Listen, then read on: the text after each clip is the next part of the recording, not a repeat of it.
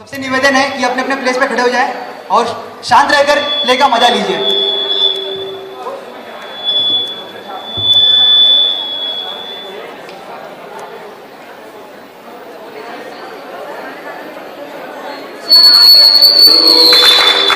हो गया नाटक शुरू, नाटक शुरू, हो गया नाटक शुरू, नाटक शुरू, हो गया नाटक शुरू, नाटक शुरू, हो गया नाटक शुरू।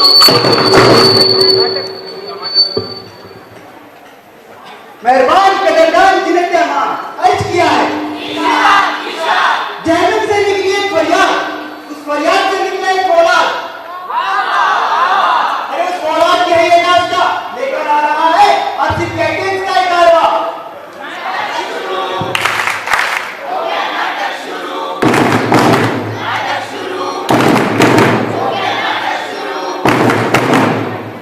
नाटक में आजू बाजू वालों का ख्याल रखना, नाटक में धक्का मुक्की मत करना, नाटक में आजू बाजू वालों का ख्याल रखना, नाटक में मोबाइल और बच्चे दोनों ऑफ रखना। नाटक शुरू, हो गया नाटक शुरू, नाटक शुरू, हो गया नाटक शुरू।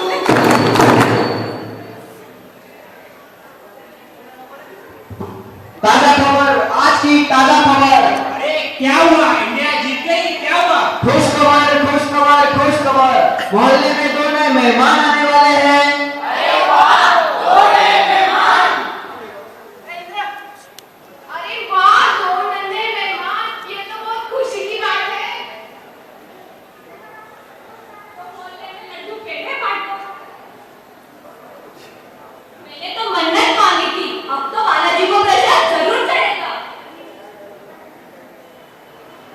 तो मिसेस पांडे और मिसेस शर्मा की ईद की शुरुआत उनके बच्चों के ख्वाहिशों से होगी। तैयार हो जाओ दोनों अपनी नई लाइफ के लिए।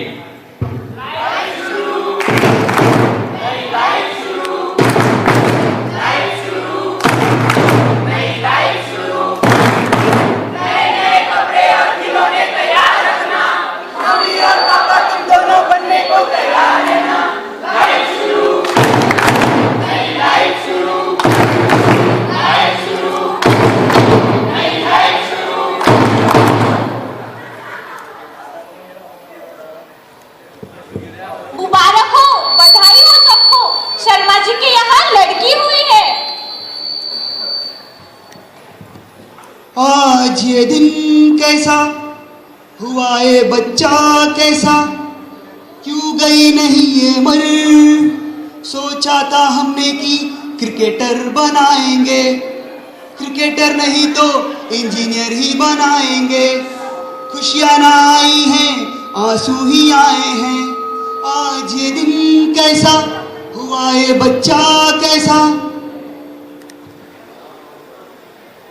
सूरज की किरण मांगी थी, काला अंधेरा छा गया। क्या सोचा था, क्या से क्या हो गया? भाई मैं तो कहता हूँ ये लड़की मुसीबत बन जाए, इससे पहले खत्म कर दे इसे। नहीं, मैं मेरी बेटी को कुछ नहीं होने दूंगा। उसे पढ़ाऊंगा, लिखाऊंगा, उसे बहुत बड़ा इंसान बनाऊंगा, उसे अपने पैरों पे खड़ा रहना सिखाऊंगा। मेरी बेटी किसी के लिए मुसीबत नहीं, बल्कि इस संसार की सारी लड़कियों के लिए एक प्रेरणा बनेगी। पगला है, कुछ भी बोल रहा है। हाँ यार, पगला का है ये तो। अरे छोड़ो यार शर्मा जी को, पांडे जी की तो लाइफ सेट है, मुबारक को तो हो भाई, लड़का मुबारक। हुआ है, ना टेंशन लेने की जरूरत है, ना पेंशन पे रहने की जरूरत है। देखिए देखिए देखिए, दो परिवारों की ये दास्तां। जहाँ पांडे ने पाया कोहिनूर का हीरा, वहाँ बेचारे शर्मा के हाथ कुछ भी नहीं आया।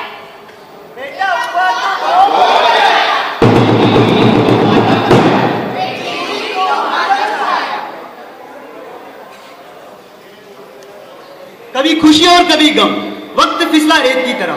वक्त के साथ दोनों बच्चे बड़े हुए। रहते थे तो दोनों एक ही मोहल्ले में, पर परवरिश मिली दोनों को अलग अलग। जहां बेटे को मिला सारा ऐशो आराम, वहीं बेटी को सिखाया गया समाज और उसकी जिम्मेदारियों का एहसास। अरे वाह, सुना तुमने? पांडे जी का लड़का इंजीनियर बन गया है। अब तो उनके यहाँ बहुत आने जाएगा। क्या बात है, इंजीनियर बन गया? अरे वाह, पांडे जी के तो क्या कहने, उनके तो भाग्य खुल गए। उनके बेटे ने तो उनके पूरे खानदान का नाम रोशन कर दिया।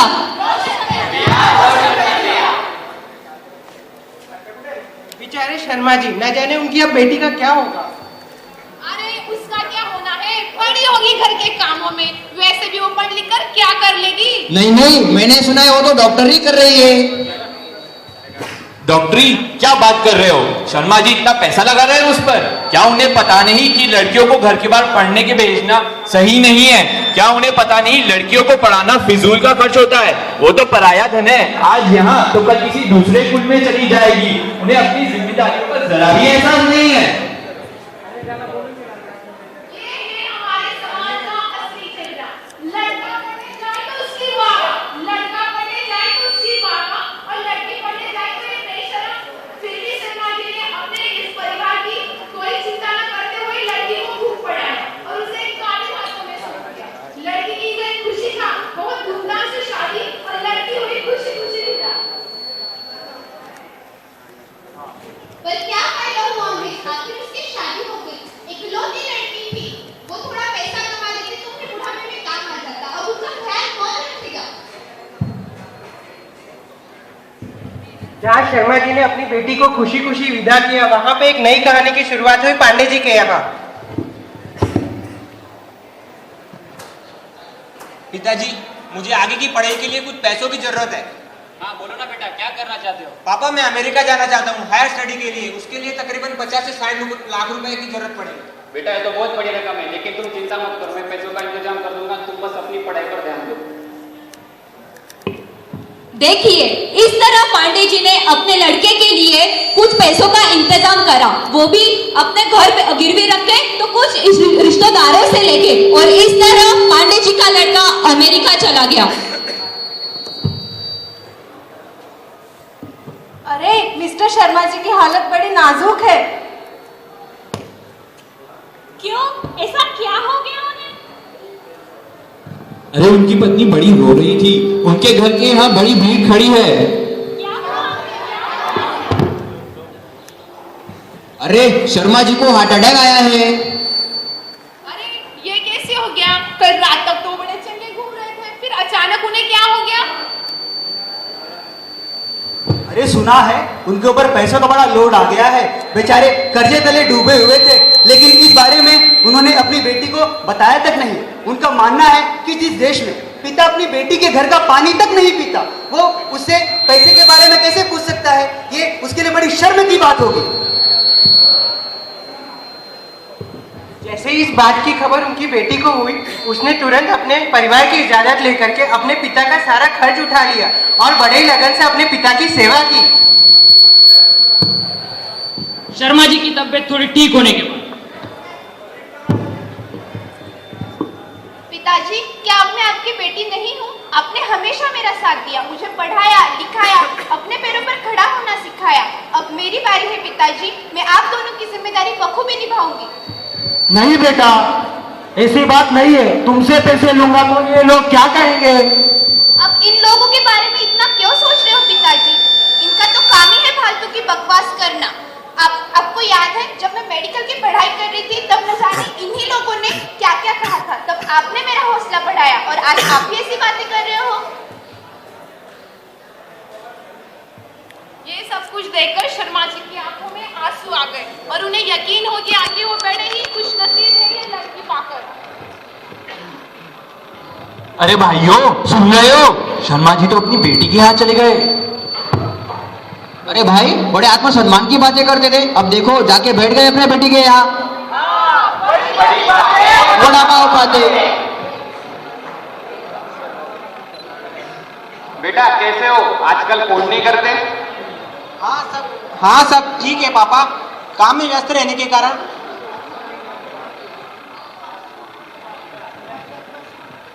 हाँ सब ठीक है पापा, काम में व्यस्त रहने के कारण बात नहीं हो पाती है। कैसे याद किया, बोलिए आप। कुछ नहीं बेटा, कुछ मदद की जरूरत थी। तुम्हारे लिए जो लोन लिया था उसे वापस करना है, और आजकल तुम्हारी माँ की तबीयत भी ठीक नहीं रहती। ओ, तो इसलिए फोन किया आपने पापा। लेकिन आपने जो मेरी पढ़ाई पर पैसे लगाए थे, वो तो आपका फर्ज था। दुनिया के हर एक पिता का कर्तव्य रहता है अपने बेटे पर पैसे लगाना। सॉरी पापा, फिलहाल मैं आपकी कोई मदद नहीं कर पाऊंगा। माँ का ध्यान रखना, बाद में बात करता हूँ, बिजी हुआ। और फोन कट जाता है। बेचारे पांडे जी हताश हो जाते हैं, उन्हें समझ नहीं आता कि वो क्या करें। वो बार बार फोन लगाने की ट्राई करते हैं लेकिन फोन नहीं लगता। कुछ दिनों के बाद बैंक वाले उनका घर नीलाम कर देते हैं और उन्हें मजबूरन वृद्धाश्रम में जाके रहना पड़ता है। हे भगवान, ये क्या किया तूने? बुढ़ापे में ऐसा दिन क्यों दिखाया मुझे? तुझे समझता था मैं अपने बुढ़ापे का सारा, उसने तो एक पल में ही कर दिया पड़ाया। हे भगवान, ये क्या किया तूने? क्यों ऐसा दिन दिखाया है? काश ऐसा पाप न करता तो आज ये दिन न देखना पड़ता। पांडे जी के घर में घटी थी एक भ्रूण हत्या, इसके बारे में मैं आपको बताती हूँ। ये दास्तां नहीं ज्यादा पुरानी, ये दास्तां नहीं ज्यादा पुरानी, आओ सुनाओ मैं आपको ये दिल दहलाने वाली कहानी। पांडे जी के घर में घटी थी एक कहानी, पांडे जी के घर में घटी थी एक कहानी, ये दास्तां नहीं ज्यादा पुरानी। लेके आने वाली थी जो खुशियां अपार, लेके आने वाली थी जो खुशियां अपार, बड़ी बेरहमी से कर दिया उसका तिरस्कार, बड़ी बेरहमी से कर दिया उसका तिरस्कार। की भ्रूण हत्या ये जानकर कि ये लड़का है, की भ्रूण हत्या जानकर कि ये लड़की है, पर पछता रहे आज वो बेटा पाकर।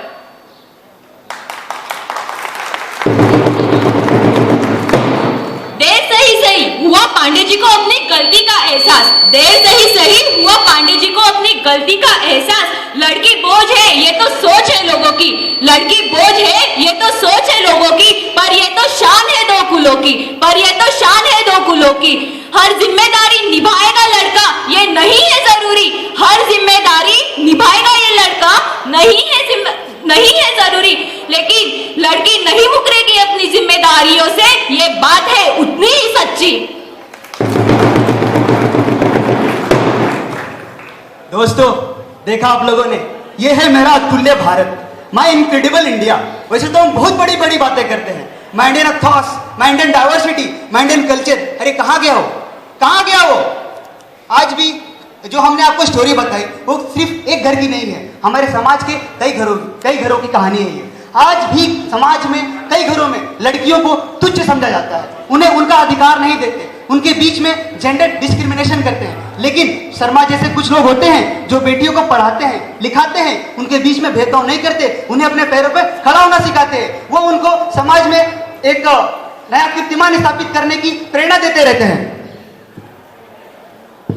आज भी हमारे भारत में हर 48 मिनट में एक लड़की का रेप होता है, आज भी हमारे भारत में हर 48 मिनट में एक लड़की का रेप होता है। न जाने कितनी सारी औरतें घरेलू हिंसा और दहेज का शिकार बन जाती है।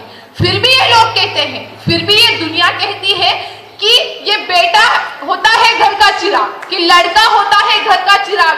लेकिन सोचिए अगर ना होती ये लड़कियां, सोचिए अगर ना होती ये लड़कियां, तो क्या अकेला लड़का बढ़ा पाता अपना परिवार?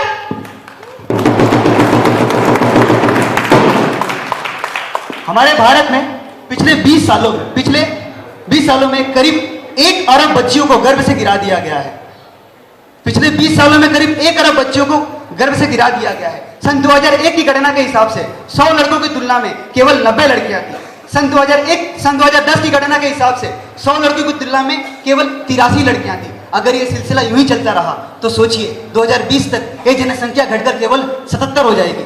सोचिए फिर बचपन माँ के बगैर, घर औरत के बगैर, संसार औरत के बगैर, नन्ही बेटी को जीवन का वर दो। अरे नन्ही बेटी को जीवन का वर दो। हम कातिल नहीं हैं, बेटी को पैदा होने से पहले ही मार देते हैं, मगर हम कातिल नहीं हैं। बेटी को दहेज के लिए तंग करते हैं, उसे जला देते हैं, मगर हम कातिल नहीं हैं। अरे औरत बेटी है, बहन है, माँ है, जननी है, वो घर की लक्ष्मी है। सोचिए हम कातिल नहीं हैं तो कौन है? सोचिए। दोस्तों अभी प्ले खत्म नहीं हुआ है, लास्ट यहाँ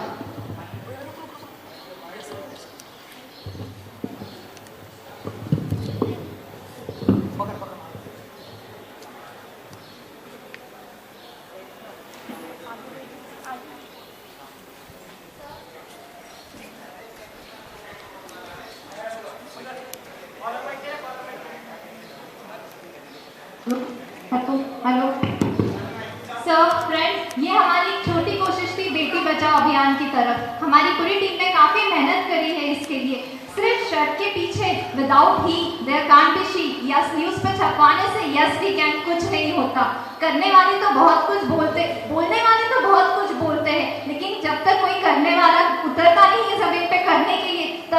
गंदगी हमारे देश से साफ नहीं होगी। हमारा देश किस चीज के लिए जाना जाता है? हमारी संस्कृति के लिए जाना जाता है। हमारी संस्कृति क्यों इतनी ज्यादा प्रसिद्ध है पूरे देश में, पूरे जहां में? क्यों?